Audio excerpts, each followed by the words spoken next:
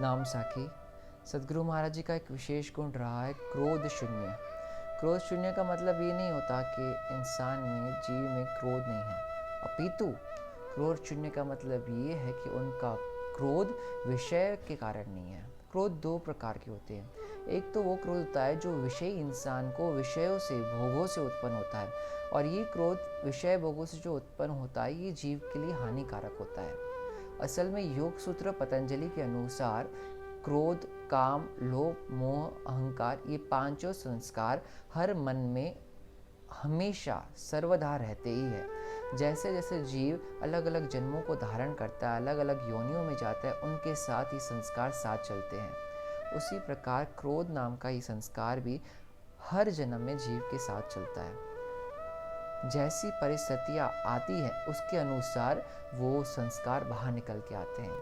कि कोई मुझे खराब कहता है, कोई मुझसे खराब करता है, या कोई मेरे अनुसार नहीं चलता, तो मेरे अंदर से वो क्रोध रूपी संस्कार बाहर निकल के आता है। अब जब वो संस्कार किसी विषय के कारण, किसी भोग के कारण या किसी आसक्ति के कारण बाहर निकलता है तो उसे कहा जाता है विषय के अनुसार निकला हुआ क्रोध। ऐसा क्रोध जीवों के लिए हानिकारक होता है, जीवों को नाश करता है, उनके सुख को, उनकी शांति को खत्म कर देता है।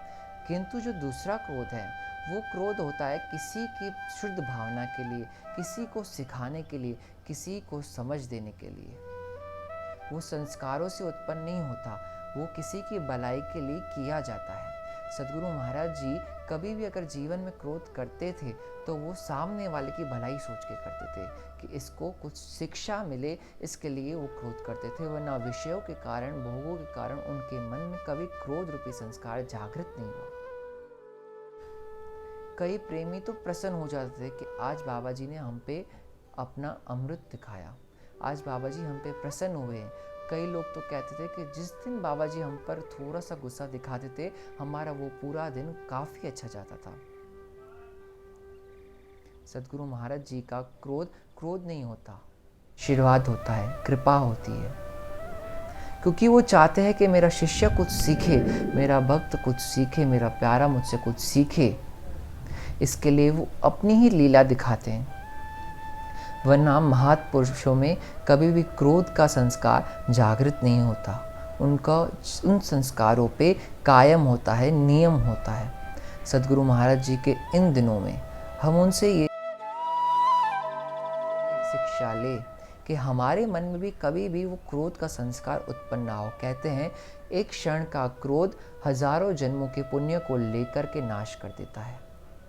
ऐसे क्रोध का तुरंत त्याग किया जाए, ऐसे क्रोध को हटा दिया जाए अपने मन से। और अगर कभी क्रोध दिखाना पड़े तो केवल बच्चों को सिखाने के लिए, उस क्रोध में कोई गलत नहीं है। सदगुरु महाराज जी की शिक्षा को धारण करें, हमारा कल्याण होगा। सतनाम से।